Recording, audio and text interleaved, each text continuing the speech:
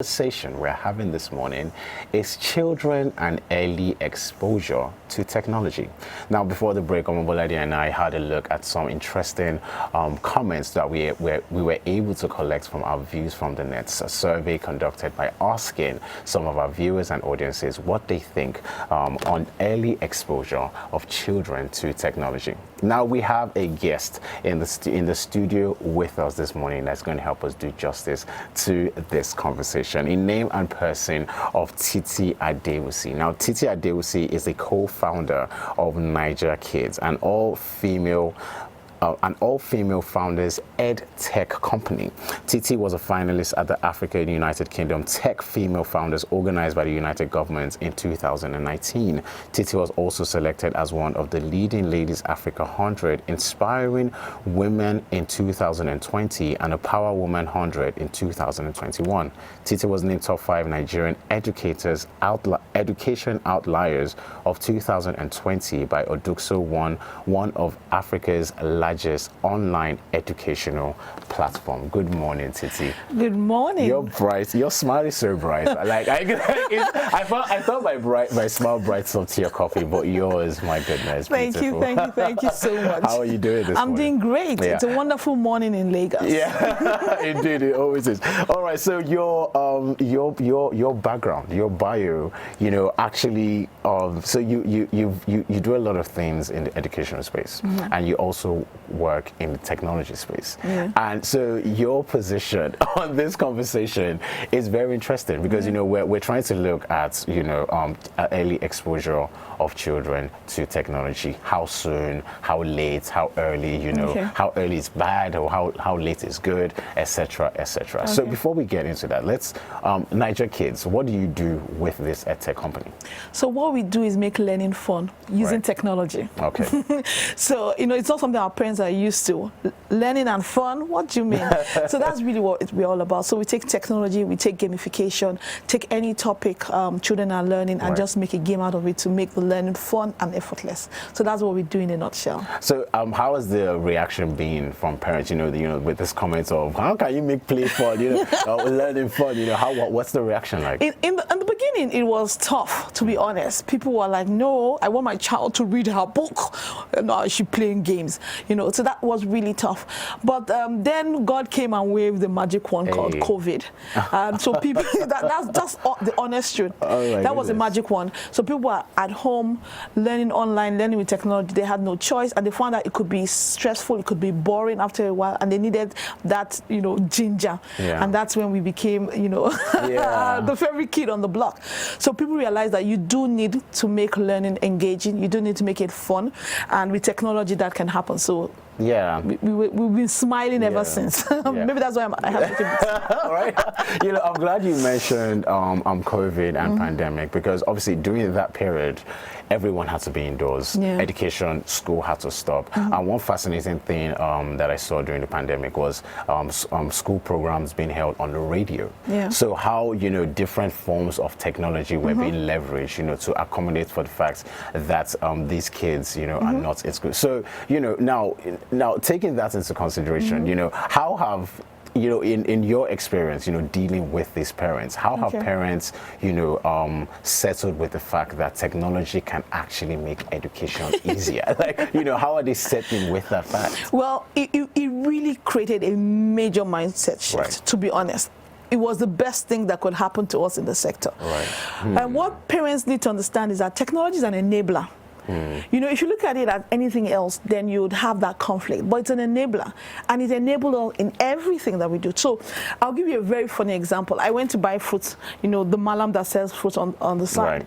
And then he asked me how much I had. I didn't have enough money. The next thing he bought out his POS. He said, Madam, I get POS. So what is that? He's recognized that is an enabler.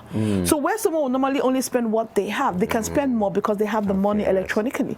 And so it's the same thing with taxi drivers and Ubers. So suddenly, instead of standing on the road waiting for a taxi driver, you then can use other means of transportation. So technology is an enabler, and it's enables us in all the industry. Why not education? Right. That's okay. Beautiful. So that's what parents need to realize. They fought against it, but let me tell you the beauty. When COVID happened, they saw the other side of it. Right. They saw, parents discovered that I could actually find out what's happening in my child's school. You know, I didn't know what they used to do. So you find a lot of parents were so involved, they were almost on the next of school saying, no, my child did not do this. I was there when the teacher was talking. The teacher did not say this, you know. So they suddenly realized that they knew more about what was happening in their school. And whether they liked it or not, their child was exposed to technology for the first time. And they could see a lot of wonderful things they were doing.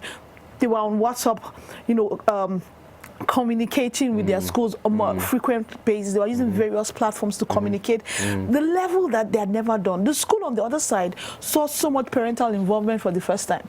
You know, there are actually some schools that say from the beginning of the term to the end of the term, they don't never see the parents of the child. Wow. So this time around, they you know, we're all at home. Yeah. We had no choice. You know, the child was just behind you, so you just had to be involved. So it was a blessing for schools and parents in so many ways.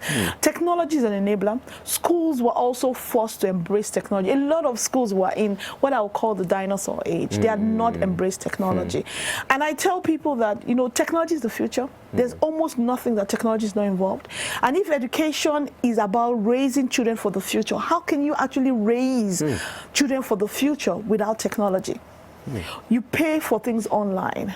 You know, even the man in, you know, Alaba market selling electronics is on one of these platforms, on one of these e-commerce platforms. So why not your so kid? Why not your kids? You know, you're going to be buying things online.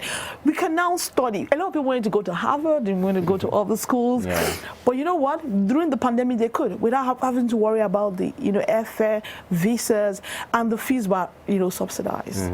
So suddenly the world just opened up, and that's technology. So I tell parents that, you know what, technology opens up the world to so many things. The best teachers, you can get them from the comfort of your house. A lot of platforms, for instance, are bringing the best teachers in a particular topic or in anything, and they're exposing you to it. So just imagine the endless possibilities. You know, I love your pro-tech passion. It's very contagious, I have to say.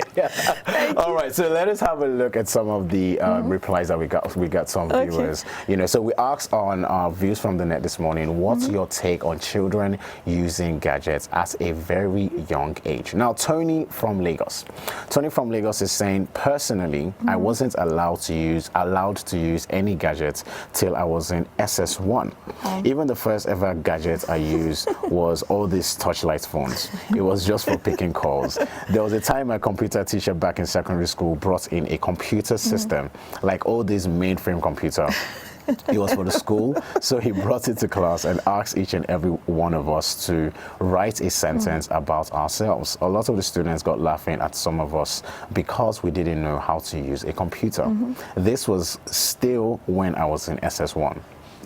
I was part of the student laughed at. I didn't even understand computer keyboard basics, like the backspace, what the control key, function key, alt key were for. Even the caps lock key, that should be self-explanatory. I didn't know that too. It was just so embarrassing. It was so embarrassing. Only a few of us could operate a computer system to a level. My computer teacher made it mandatory then that we all learn before the next term. He paired us in threes and said every day each pair will operate the system. By the next term, he started giving us computer assignments. My father would always allow me to use his laptop, which was a bit more complicated for me, or sometimes give me money to give to the cyber cafe.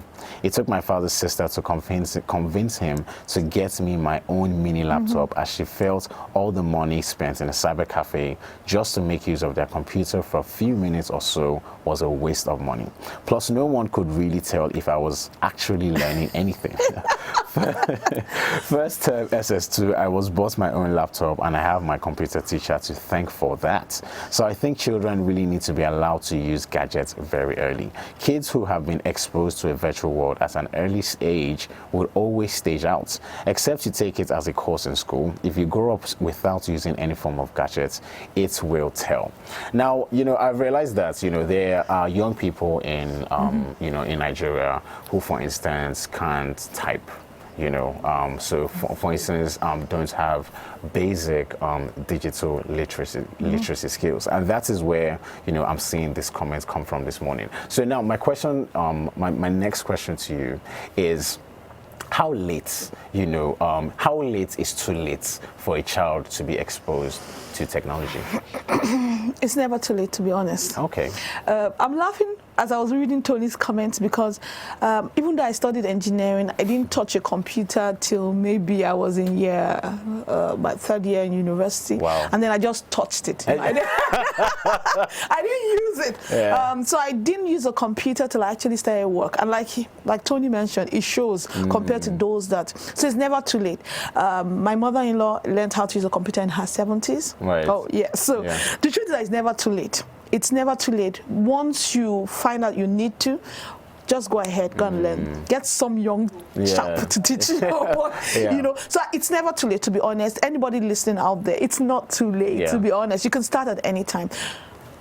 She have used her own to cover the rest of us by anything from 10 p.m. A grown-up like me can't use phone. I'm a copper, but I can't use my phone. I feel there's nothing wrong with children using phone. No. It's just how you allow them use it. But I am sure my mother would have a different opinion on this. Walt, give me a few minutes. Oh, no, wait, give me a few minutes. Let me ask her.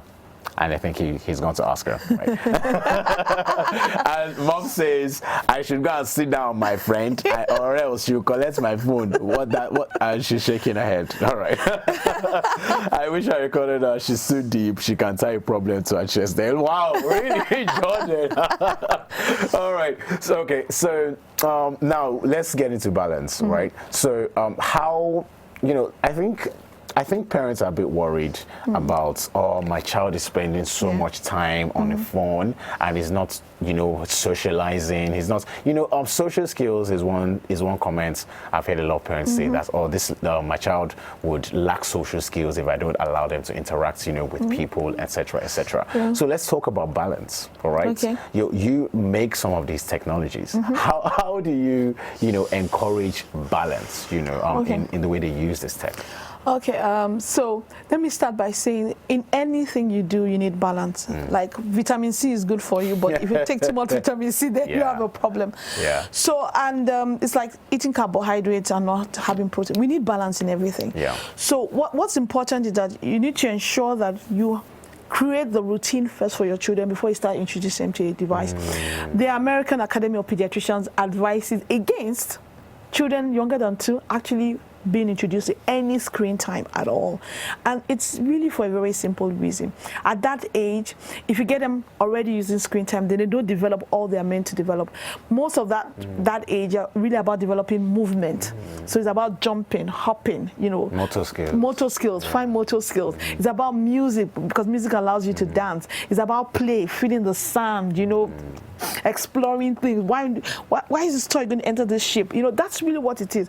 Now, if you introduce them to a device usually, most people's device is one way. And children are learning to speak. We actually learn to speak from what we hear. From other people. That's an interesting thing. So they need to learn their language skills, they need to learn to speak, they need to learn to read. And those things, if you start on a device immediately, then you kind of hamper that development. That's the first thing for younger children. But for other children, once they are more than 2, it's really about the balance. They really need to start developing social skills, honestly, and playing with people, conflict. If we all stay here and use our phones, we won't talk to each other. We won't have conflict. Then when we have conflict, we don't know how to deal with it. So those social skills are important. Also, when people spend a lot of time on their computers, there's also obesity, because we need physical exercise, to be honest. There's also the issue of obesity. There's also the issue of violence because of different types of apps online. So the real secret is actually balance. You have to ensure that your children sleep, because that's another thing. When children on devices, they are up till late at night and falling asleep in class. It's really about the balance. So there must be a time for your children to eat. So we advise that when they're eating, when they're in the car, no devices. There must be a time for physical exercise. So let them go outside and play football. Let them go outside and jump and just run around and, you know, play with their friends. Let them actually have social interaction. So as a family first, and even outside. So when you come as a family, everybody put your devices down. Let's talk. Let's play board game. The one that make us argue and fight. You know. So it's just creating that balance. So yes, it does, but you know what? It also can enable. Remember what I said, it's an enabler. If your grandma is in the village and she has a smart device, she can speak to her grandchildren. Right? She can speak to her grandchildren. So it is solving problems. It is solving problems. Let's not throw away the baby with the bathwater. Technology is an enabler. Wherever you are in the world, I can speak to you. People can speak to their families all over the world. Not only speak, you can actually see them. Do you understand? They can show you, oh, this is my house, this is my apartment, that's my dog, you know. So it's an enabler. And so when we say, you know, technology, it's really the balance. When your children are young, restrict the time. So yes, you can have 2 hours, 3 hours, 4 hours, whatever it is, but you must be in bed at, you know, at 10 or at 9 and take all the devices away because it hinders sleep.